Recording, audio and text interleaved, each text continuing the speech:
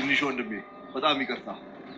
ይኸው እንድትሞት ውዷ ፍቅረኛ ፈርዳባለች። ምንም ላደርግ አልችልም። እባክህ እነሱን ልቀቀው። መጀመሪያ እኔ እንግዲህ እባክህ ስለምን አድነን፣ ስለምን አንድ እግርሽን ሁለት አደራ ሚራ ሶስት ተንቀሳቅሽ ገመዱ ተወጥሯል። ቃቶን ትስቢያለሽ ሚራ። የኔ ቆንጆ እባክሽ ሚራ። ችግር የለውም እኔው ራሴ እግሯን አንቀሳቅሰዋለሁ።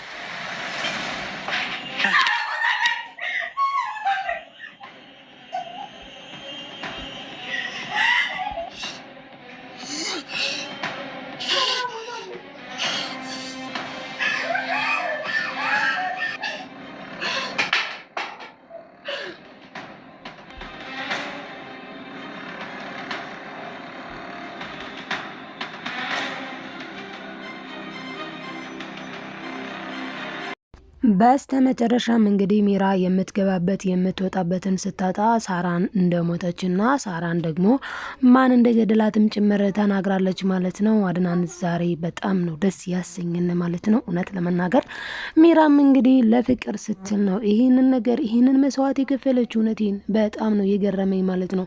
ፍቅር እስከ መቃብር ማለት አሁን ነው ሚራዬ እንግዲህ ለፍቅረኛዋ ለሮቤል ስትል ነው ይህንን ነገር የተናገረችው። ማለትም እንግዲህ በቀስቱ ያው እንግዲህ እሷ እግሯን ብትለቅ ምን ሊሆን እንደሚችል ሁላችንም የምናውቀው ጉዳይ ነው። ስለዚህ ሮቤል ከሚሞትብኝ የማፈቅረው የምወደው ሮቤልዬ ከሚሞትብኝ እኔ እውነቱን ብናገር ይሻለኛል በማለት እንግዲህ የሁለታቸውንም ማለት በቃ የእስር ጉድጓድ ነው የቆፈረችው። በነገራችን ላይ አድናን ሪከርድ እያረጋት ነበረ። እንግዲህ ሪከርድ ያደረገበት ምክንያት ደግሞ ዋናው ነገር የሚታወቅ ነው። ምንድነው እሱም ከተባለ አድናን ሚራን ጠንቅቆ ያውቃታል። እንዴት አድርጎ እውነቱን ማውጣት እንዳለበት ደግሞ በጣም ከብዙ ልፋት ከብዙ ድካም በኋላ በስተመጨረሻ የመጣለት ምንድነው ባግታቸው እውነቱን ይናገራሉ በሚል እንግዲህ አግቷቸው ነበረ። ምክንያቱም ሉሃና እየተጨነቀች ነው ያለችው። እነዚህ ራስ ወዳዶች እንግዲህ ሳራ እውነቱን ስላወቀችባቸው ሳራ ገና ለገና ለአድናን ትናገራለች ብለው ፈርተው ማለት ነው። እነሱ ሲሰሩት ያልፈሩትን ኃጢአት ገና ለገና እሷ ከተናገረች ወንድሜ ጋራ ሌላ ችግር ይፈጠራል፣ እዚህ ቤት ልወጣ እችላለሁ ብሎ እዚህ ቤት እንዳያስወጣው አስቦ ማለት ነው እንግዲህ ይሄንን ነገር አድርገውታል። ማለትም ሳራን ገድለዋታል። እናም እንግዲህ ያንን አምቃ ይዛ የነበረችው ሚራ አሁን ላይ ግን ያው በዛ ሁኔታ በነገራችን ላይ በዛ ችግር ማለትም በሳራ ነፍስ ጉዳይ ተጠያቂው ሁለታቸውም ናቸው። አሁን ላይ ግን እሷ ሳራ በህይወት የለችም፣ ሳራ ሞታለች ብላ ለአድናን ነግረዋለች። እንግዲህ ሉሃና ይሄንን ስትሰማ ምንድነው የሚውጣት? ዛሬ ነገ እህቴ ትገኝልኝ ብላ በቃ በጣም በተስፋ ማለት ነው። በተለይ አሁን ላይ አድናን ታኮራኛለች ብላ ነበረ። እንግዲህ ሉሃና ታኮራኛለ በቃ እህቴን ሳራን ታገኝልኛለ። እሱ ብቻ አይደለም ኢቭን እንኳን ፖሊስ ሆኖ የነበረው ዳዊት ማለት ነው እሱም ራሱ አይ ሉሃና ችግር የለውም በቅርቡ እህትሽ ትገኛለች ብሎ ተስፋ ሰጥቷት ነበረ። ስለዚህ ሉሃና አሁን ላይ በተስፋ እህቷ እንደምትገኝ አስባና አቅዳልማ ነበር ያለችው። እሺ አሁን ምን ብዬ ነው ማስረዳት ነው የሚለው አድናን ማለት ነው። እውነትም ነው። ማንም ሰው ቢሆን እንዴት ተብሎ ነው የሚረዳው? አሁን ይህንን ነገርስ እንዴት ተብሎ ይነገራል? እስኪ አስቡት። እህቴ ዛሬ ነገ ትመጣልኛለች፣ ከዛሬ ነገ ትገኝልኛለች እያለች ሰስፔንሱና እየጠበቀች ያለችን ልጅ እህትሽ እኮ በህይወት የለችም፣ እህትሽ በቃ በህይወት የለችም ስትባል፣ እህትሽ እንደዚህ ሆናለች አርፋለች ስትባል ሊሰማት የሚችለውን ነገር ነው ማሰብ። ለዛም ነው አድናን ልክ ሚራ ሉሃን ስለ ሳራ በህይወት የለችም የሚለውን ቃል ስትናገር አድናን ደርቆ ነው የቀረው። በቃ ደንግጦ በዛው ክርር ብሎ ደርቆ ቀረ። ምክንያቱም አላሰበውም። በቃ የሆነ ቦታ አስቀምጠዋታል፣ ሳይወዱ በግዳቸው ያመጧታል ብሎ ነው እንጂ የዚህን ያክል ነፍሰ በላ ይሆናሉ ብሎ በፍጹም አላሰበም። ኢቭን ዳዊት ራሱ ፖሊስ ሆኖ የመጣው ማለት ነው የሱ ጓደኛ እንደዛ አላሰበም በጭራሽ። እነዚህ ግን ሁለቱ የሆነ ነገር እንዳደረጋቸዋት እርግጠኛ ነኝ ብሏቸዋለኝ። በእርግጥ ግን የዚህን ያክል ጭካኔ የዚህን ያክል አረመኔነት በውስጣቸው እንደተሞላ በፍጹም አላወቁም ነበረ ማለት ነው። እና የሮቤል ጥያቄ በጣም ነው የሚገርመው። ሮቤል እንግዲህ ገንዘቡን ይፈልጋል ማለት ሉሃና ነው የሚያፈቅረው የሚወደው፣ ነገር ግን ሉሃና አትፈልገውም። የሚገርመው ግን ሚራ በጣም ነው የምትወደው እንደምናውቀው በጣም ነው የምታፈቅረው። ጭራሹንም በቃ አሁን ጠላት የለብኝም ከሮቤል ጋር አብረን እንጠፋለን ምናምን እያለች እያለመች ማለት ነው። በህልም ላይ ሆና ነው እንግዲህ የህልም ቅዠት በህልም ላይ ሆና ነው እንግዲህ ወደ ፖሊስ የሄደችው ማለት ነው። በህልም ላይ ሆና ነው እንግዲህ ወደ ፖሊስ ስላችሁ ዳዊት መጣባት ከዛ በፊት ከዛ በኋላ አሁን ላይ ደግሞ ጭራሽ እያለመች እያቀደች የነበረው ከምትወደው ከምትሳሳለት ኢቭን እሷን ጉዳይ አይላትም ሊያያት ሁላ አይፈልግም ግን የጥቅም ሰዓት ወይም ደግሞ በምታስፈልገው ሰዓት ብቻ ሚራዬ የኔ ውድ የኔ ፍቅር ይላታል። ከዚያ ውጭ ግን ሚራ የሚባለውን ስሙን ራሱ መስማት አይፈልግም። ማን ካልን ሮቤል ማለት ነው። ነገር ግን እሷ በጣም ሞታ ስለምትወደው ማለት ነው በጣም ስለምታፈቅረው ግን ምን አደረገች? በቃ ከሱ ጋር ልጠፋ ነው ገንዘባችን ይዘን እንጠፋለን ማንም አይዘንም በቃ ማንም ጥላት የለንም። ምክንያቱም ፖሊሱን ያው ፈርተውት ነበረ መርማሪውን። ነገር ግን ያው አድናን ነገራት። ቆይ ጓደኛዬ ምን አድርግ ብለሽ ነው ያስቸገርሽው?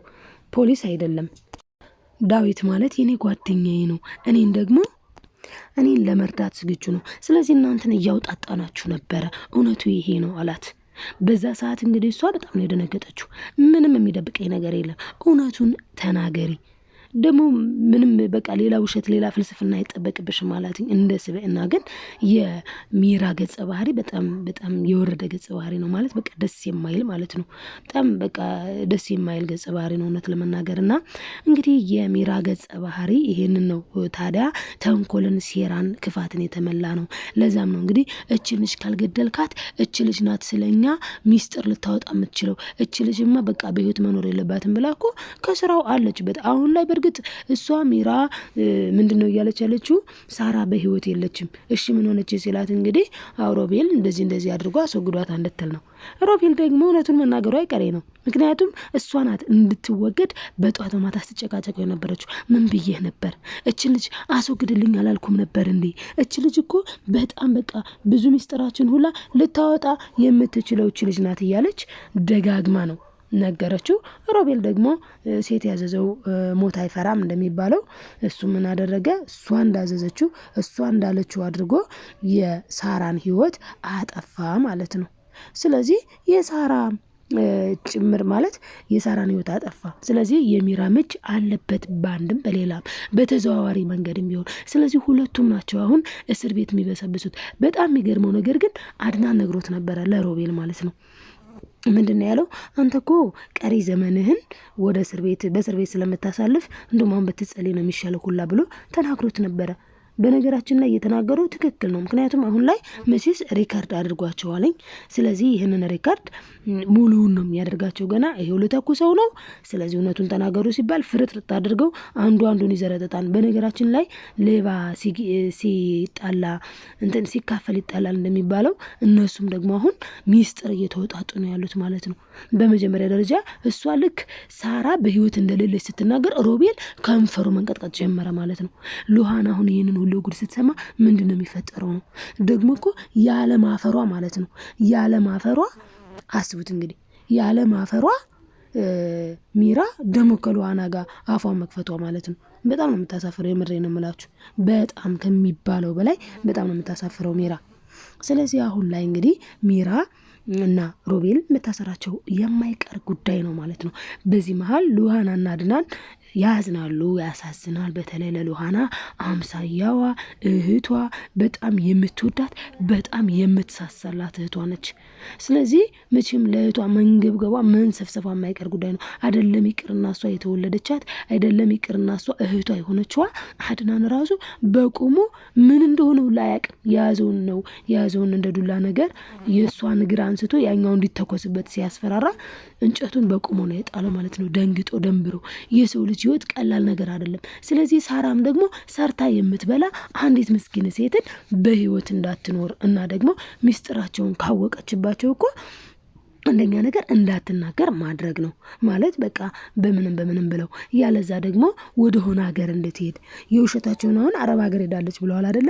የእውነት አድርገው አረብ ሀገር ቢልኳት ብቻ የሆነ ቦታ ብትኖር የሆነ ቀን በህይወት ትመጣለች፣ ለቤተሰብም ለራሷም መኖር ትችላለች ማለት ነው። ነገር ግን በተለይ ደግሞ እንደዚህ እየተንከራተተች ለምትፈልጋት ለምትሰሳላት ለሉሃና ሲባል ሳራ ባትሞት አሪፍ ነበረ። ነገር ግን እነዛ ጭካኔያቸው ከጥግ ድረስ ደግሞ እኔ እኮ የገረመኝ ማለት ነው ድፍረት ሮቤል ምን ቢያደርግ ጥሩ ነው?